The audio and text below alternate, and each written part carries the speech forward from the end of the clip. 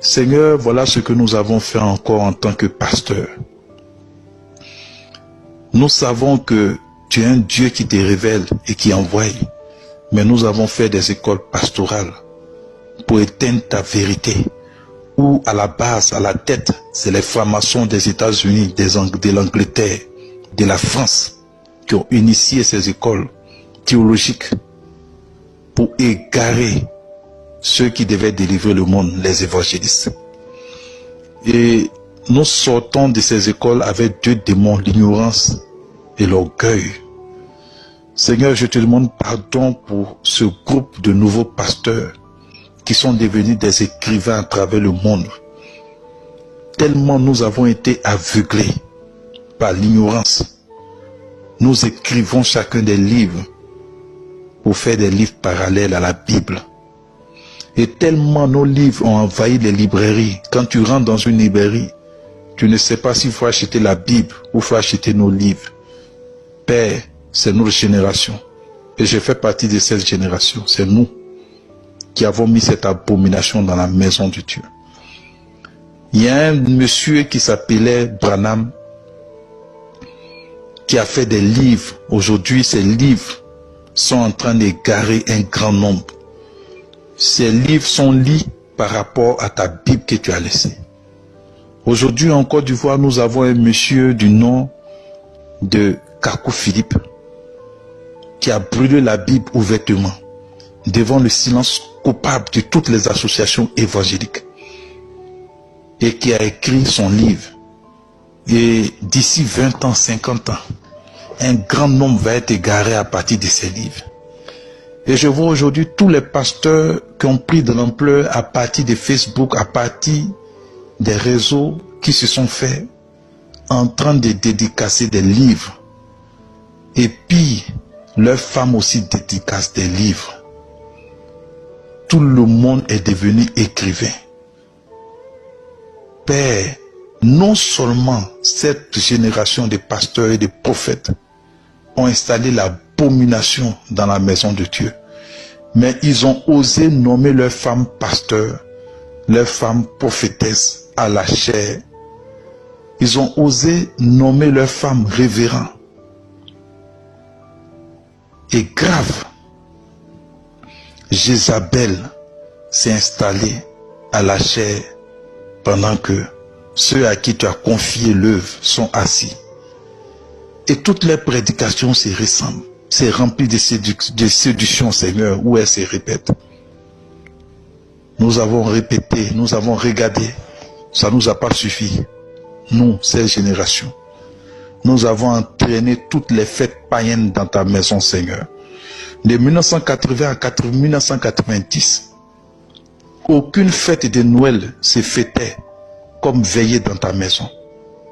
Aujourd'hui, cette génération fait des veillées, fait des arbres de Noël, fait des sketchs avec leurs enfants dans ta maison, sur ta chair, devant ta chair, où tu as donné ta vie pour le péché, et non pas pour des sketchs, et non des ballets.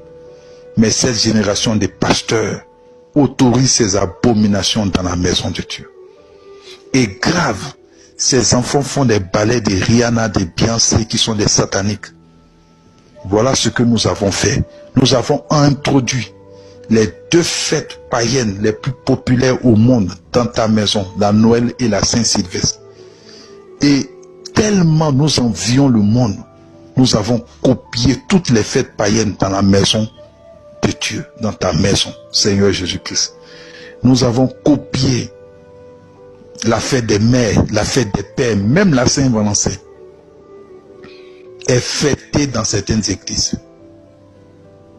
Seigneur, voilà les abominations que nous avons faites. Et ce qui est grave, nous ne prêchons plus ton retour, nous ne prêchons plus la repentance, nous ne prêchons plus le péché, de peur que l'église soit vidée. Nous avons des églises remplies de personnes les dimanches et le lundi. Ces personnes sont des païens. Voilà ce que nous avons fait, Seigneur. Et nous avons entraîné le christopaganisme de lundi à samedi. La plupart de nos membres, pour ne pas dire la majorité de nos membres, sont des païens. Le dimanche, au milieu des quatre murs, ils sont chrétiens. Seigneur Jésus-Christ, nous, pasteurs, prophètes, évangélistes de cette génération, nous sommes entrés dans la politique. Nous sommes devenus des politiciens avec une argumentation pas possible pour argumenter nos égarements. Seigneur, ce soir, je te demande pardon de ce que, en lisant la Bible, j'ai découvert que tu n'as pas donné ta vie à la croix pour la politique. Quand tu vivais, César était là. La politique était faite par les Hérodiens, par des gens qui supportaient César. Ils ont voulu te confronter à la politique, mais tu t'es retiré, tu as dit que nul ne peut suivre 2 maîtres à la fois. Aujourd'hui, en tant que pasteur, nous recevons des ministres, des présidents, des gens dans nos églises et nous les laissons passer à la chair. Nous mettons des fauteuils spéciaux pour eux dans la maison de Dieu. Seigneur, nous avons à installer nos générations l'abomination de la désolation. Et j'ai honte pour tout ce que nous avons fait. Et j'ai peur pour la génération future. Dans 20 ans, dans 50 ans, ça va être grave. En France, l'église évangélique méthodiste a organisé un mariage gay devant le silence coupable de toutes les églises évangéliques à travers le monde et méthodistes. Voilà l'abomination que nous avons installée dans ta maison, cette génération. Quelle abomination. Et aujourd'hui, les seules personnes qui sont combattues dans cette église, c'est ceux qui disent la vérité qui sont combattus. C'est ceux-là qu'on traite d'hérésie, d'égareurs. Répentons-nous. À tous ceux qui vont écouter ce message ce soir, je pleure cette génération.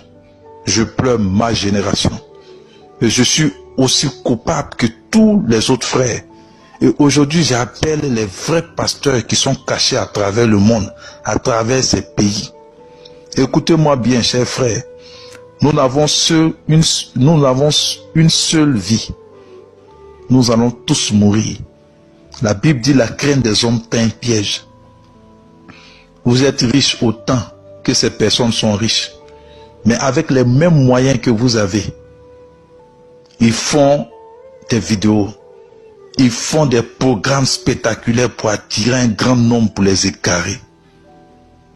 Vous attendez quoi pour parler? Vous attendez quoi pour dire la vérité au peuple qu'on égare? Jusqu'à quand vous allez trembler dans vos maisons?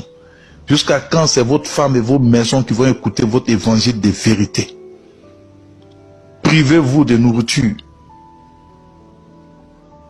Faites des chaînes. Parlez au monde. Sauvez ceux qu'on amène à l'abattoir. Vrai pasteur, vrai prophète, vrai évangéliste. Commencez à croire en ce que Jésus vous a dit. Ce n'est pas au ciel que vous allez partir dire à Jésus ce qui vous a révélé. C'est au monde qu'il faut le dire. Seigneur, voilà ce soir ce qui a été ma prière. Je te demande pardon pour nos vies. Donne-nous un esprit de repentance. Nous sommes remplis d'orgueil.